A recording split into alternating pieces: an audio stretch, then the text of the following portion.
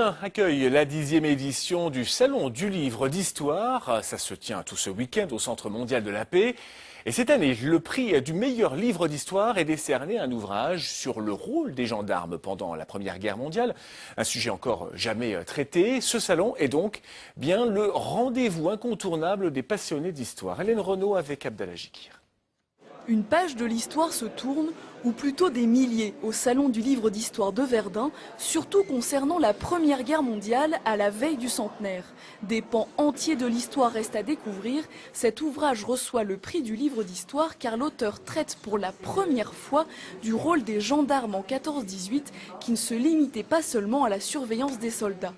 Plus généralement, mettre en œuvre toutes les mesures liées à l'effort de guerre, des choses aussi surprenantes que les campagnes de vaccination en France, mais aussi à l'Armée d'Orient en particulier, la lutte contre l'espionnage, la surveillance des prix et la lutte contre le marché noir, toutes sortes d'aspects que les archives de la gendarmerie nous permettent d'approcher de manière plus fine.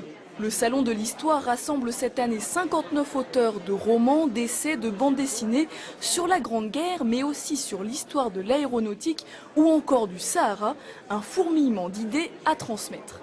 L'historien est en général passionné d'une époque, ou passionné d'un territoire, ou passionné d'un sujet.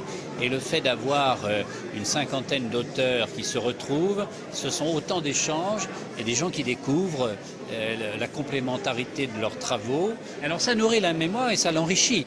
Près de 1000 passionnés d'histoire arpentent les stands, un nombre qui ne fait qu'augmenter depuis la création du salon en 2004.